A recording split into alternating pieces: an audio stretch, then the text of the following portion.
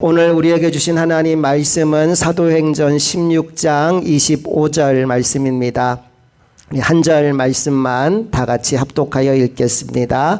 한밤중에 바울과 실라가 기도하고 하나님을 찬송하며 죄수들이 듣더라. 아멘. 오늘은 한밤중에 부를 노래라는 제목으로 하나님 말씀 나누겠습니다.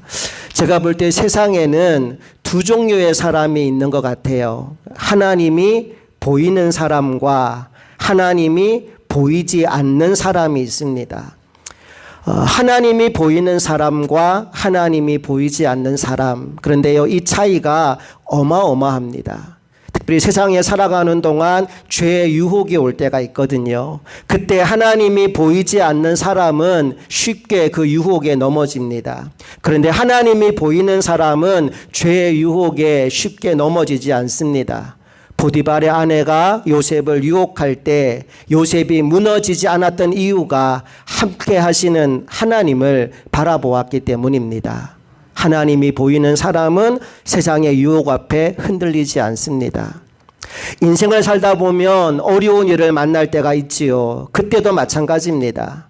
하나님이 보이지 않는 사람은 어려운 일을 당할 때 누군가를 원망하거나 괴로워하거나 또 절망하거나 인생을 포기하기도 합니다. 그런데 하나님이 보이는 사람은 아무리 어려운 일을 만나도 쉽게 무너지지 않습니다. 시편 121편 1절 2절 말씀을 보니까 어려움을 당한 믿음의 사람이 이런 반응을 보이고 있어요. 다 함께 말씀 읽어봅니다. 시작. 내가 산을 향하여 눈을 들리라. 나의 도움이 어디서 올까? 나의 도움은 천지를 지으신 여호와에게서로다. 아멘.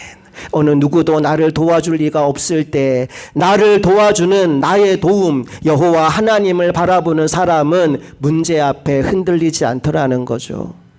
살다 보면 힘든 날만 있는 건 아닙니다. 일이 잘 풀리고 형통할 때도 있습니다. 그런데 그때도 달라요. 하나님이 보이지 않는 사람은 일이 잘 되고 형통할 때 교만합니다. 자랑합니다. 그리고 그 잘됨 때문에 타락하게 됩니다. 반면에 하나님이 보이는 사람은 겸손합니다. 하나님을 높입니다. 이 모든 일을 이루신 하나님께 감사와 영광을 돌립니다. 전혀 다른 반응을 보인다는 거죠. 정리하자면 이렇습니다. 하나님이 보이지 않는 사람의 특징은 죄의 유혹이 올 때 쉽게 넘어지고 일이 안 풀리면 쉽게 절망하며 일이 잘 풀릴 때는 교만해지기 쉽다는 거예요. 반대로 하나님을 모시고 사는 사람은 어떨까요? 그는 죄의 유혹이 오더라도 아무도 보는 사람이 없는 그곳에서 하나님과 깊은 교제를 나눕니다. 문제를 만났을 때 절망하는 것이 아니라 주님께 기도로 그 문제를 맡기고 주님이 주시는 평안함을 누리게 됩니다. 일이 잘 풀릴 때에는 이렇게 만들어주신 하나님께 감사와 영광을 돌리게 됩니다. 여러분, 그러하기에 오늘 우리에게 가장 필요한 것이 있다면 우리의 시선을 교정하는 것입니다. 문제와 환경을 바라보며 살아가는 것이 아니라 하나님을 바라보며 살아가는 것입니다. 오늘 이 예배 가운데 하나님께서 은혜를 베풀어 주셔서 여러분의 시선이 교정되어질 수 있게 되기를 소망합니다. 문제를 보고 절망하던 분이 계신다면 오늘 이 시간 이곳에 임재하시고 역사하시는 하나님을 보는 눈이 활짝 열려지게 되기를 간절히 축복합니다. 오늘 이 메시지를 어떻게 더 잘 전할까 고민하다가 영화 한 편을 오늘 여러분과 함께 보려고 합니다. 더 테너라는 제목의 영화인데요. 한국인 테너 가수를 주제로 다룬 영화입니다. 영화의 부제가 리리코 스핀토라는 영화인데 첫 장면부터 함께 보면서 이야기를 나누겠습니다. 이 영화는 배재철이라고 하는 실제 성악가의 스토리를 토대로 만들어진 영화입니다. 그는 1993년 동화 콩쿨 1위를 시작으로 해서 각종 세계 대회에 나가서 우승을 차지한 별명이 트로피 헌터, 트로피 사냥꾼이라는 별명을 가진 성악가였습니다. 이탈리아를 시작으로 독일을 거쳐서 전 유럽의 음악 애호가들을 감동시킨 천상의 목소리, 그 주인공이 바로 테너 배재철이었습니다. 그에게 붙여진 또 다른 별명이 있었는데 테너 리리코 스핀토라는 별명입니다. 리리코라는 말의 의미는 섬세하고 부드럽다라는 것이고 스핀토라는 말의 의미는 날카롭게 관통한다라는 뜻입니다. 그러니까 그의 목소리는 아주 섬세하고 부드러우면서도 또 날카롭게 관객들의 심장을 관통하는 정말 천상의 목소리였다는 거지요. 결국 그는 아시아인 최초로 오페라 오델로의 주인공으로 발탁됩니다. 이제 정말로 성공하는 일만 남은 것 같았어요. 그런데 그 중요한 시기에 문제가 생깁니다. 연습 도중에 쓰러지게 되는데 의사의 말이 갑상선 암이 찾아왔다라는 거지요. 다음 장면 보겠습니다. 가수에게 다시 노래를 할 수 없다라는 선언은 말 그대로 사형 선고와 다름없는 이야기였지요. 수술은 잘 끝났고 목숨은 건졌지만 더 이상 노래할 수 없는 사람이 되어버린 그들은 더 이상 그 유럽에 머무를 이유가 없어졌습니다. 그래서 자포자기하는 심정으로 한국으로 다시 돌아오게 되지요. 그런데 분명히 다 끝났다고 생각하는 그 상황 가운데 포기하지 않는 사람이 한 명 있었습니다. 오지마 도타로라고 하는 일본인인데 극중에는 코지 사와다라는 이름으로 등장합니다. 그는 일본인 공연 기획자예요. 아까 영화 첫 장면에서 오페라 공연을 보러 왔던 그 사람이 오지마 도타로인데 실존 인물의 사진을 여러분에게 보여드립니다. 그러니까 모두가 포기한 그 순간 도타로라고 하는 공연 기획자는 배재철을 포기할 수가 없었다고 합니다. 그래서 성대 수술의 최고 권위자인 일본인 의사 이시코 노부이코 박사님을 찾아가서 배재철이 다시 노래할 수 있도록 해달라고 설득을 하게 됩니다. 그 장면 여러분에게 보여드립니다. 이제 배재철이 수술대에 오르게 됩니다. 이 수술은 소리에 대한 수술이기 때문에 의식이 깨어 있어야 돼요. 그래서 부분 마취를 하고 마치 악기의 음을 조율하듯이 소리를 들어가면서 소리를 체크하면서 수술을 진행했습니다. 너무나 감사하게도 수술은 성공적으로 끝이 나요. 수술을 다 마친 후에 봉합을 하고 나서 의사가 배재철의 입에 마이크를 갖다 댑니다. 그리고 이런 말을 해요. 아무거나 노래해 보시겠습니까? 당신이 가수니까 노래 한번 해보시겠어요? 라고 수술을 마친 환자에게 마이크를 들이대는 거예요. 여러분이 만약 그 배재철이라면 그 상황에서 어떤 노래를 부르고 싶으세요? 영화 속에서는 배재철이 이런 노래를 불렀습니다. 이 영화가 나온 지 10년이 훨씬 넘었거든요. 저는 이 영화를 처음 보던 날의 감격을 잊지 못합니다. 아무 기대감 없이 보던 영화였어요, 사실은. 그런데 이 영화를 보는데 갑자기 찬송가가 흘러나오는 거예요. 인생의 가장 절망적인 어두운 밤을 맞이하는 그에게 노래 한번 해보시겠어요? 라고 얘기했더니 주 하나님 지으신 모든 세계를 노래하고 있는 거예요. 영화를 보다가 갑자기 막 울컥하고 눈물이 흐르는데 주체할 수가 없더라고요. 여러분, 사도행전 16장의 상황은 절망의 상황입니다. 바울과 실라가 성령의 인도를 받아서 빌립보에 왔어요. 그곳에서 복음을 전하고자 했는데 어린 여자아이에게 붙어있던 귀신을 예수님의 이름으로 쫓아낸 그 일 때문에 바울과 실라는 오히려 고난을 당합니다. 전도의 문이 활짝 열릴 것을 기대했는데 오히려 일이 이상하게 꼬여서 그들은 심한 매를 맞고 감옥에 갇히게 되지요. 그리고 한밤중을 맞이합니다. 깜깜한 지하 감옥 속에서 한밤중을 맞이했을 그때 바울과 실라가 놀라운 일을 합니다. 오늘 읽었던 본문 사도행전 16장 25절 말씀 다시 한번 같이 읽어봅니다. 시작. 한밤중에 바울과 실라가 기도하고 하나님을 찬송하며 죄수들이 듣더라. 그 깜깜한 절망 가운데 바울과 실라가 하나님을 향하여 원망한 것이 아니라 불평을 널어놓은 것이 아니라 기도하고 찬송했어요. 그냥 작게 속삭이듯이 한 것이 아니라 다른 죄수들이 다 들을 정도로 큰 소리로 하나님께 감사의 기도를 올리고 하나님을 찬양했다는 겁니다. 여러분, 진짜 믿음의 사람에게는 절망이라는 것이 없습니다. 끝이라는 것이 없습니다. 왜냐하면 하나님은 여전히 살아계시고 하나님은 여전히 우리를 사랑하시기 때문입니다. 그래서 다 잃어버린 것 같은 그 상황 속에서도 주 하나님을 찬양할 수 있는 겁니다.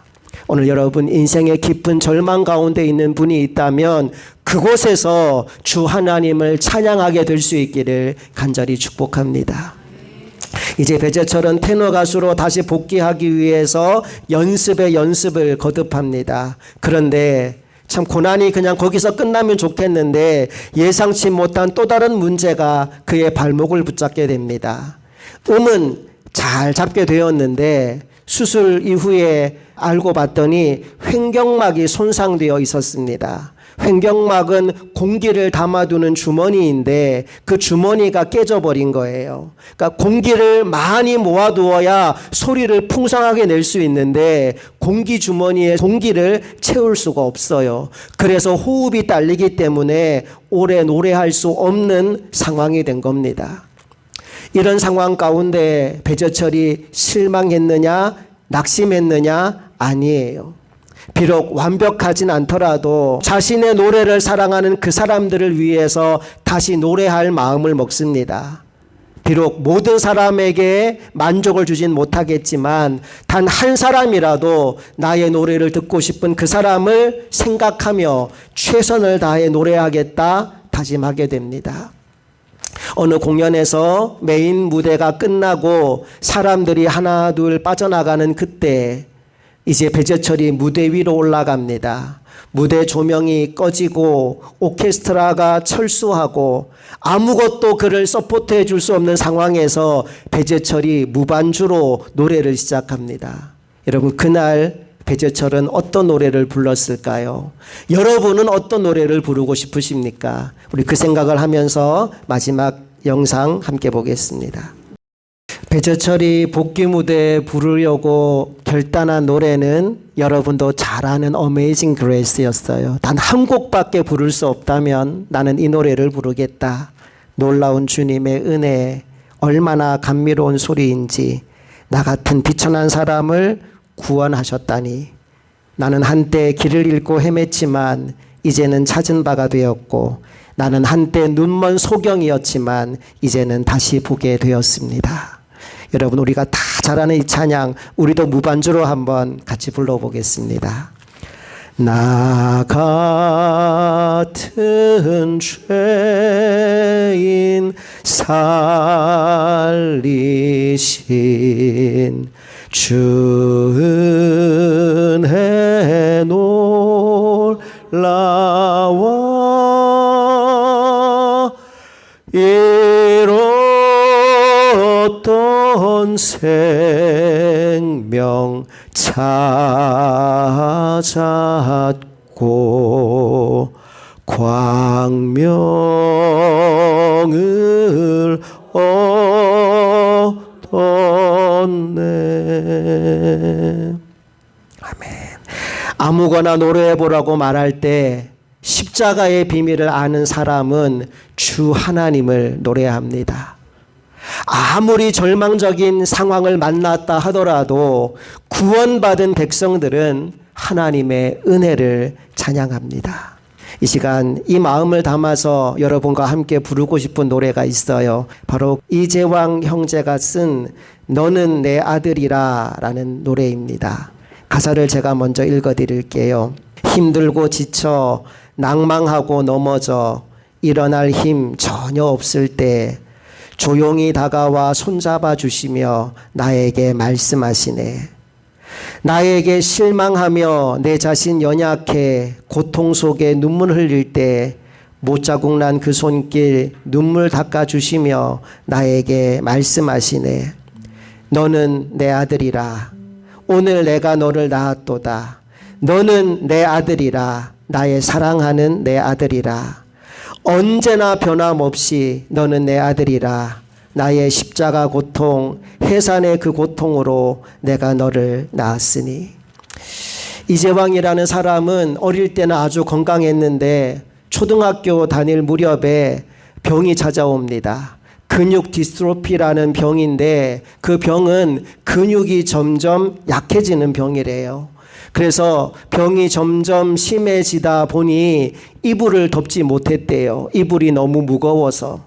나중에는 옷을 입지 못했대요. 옷이 너무 무거워서.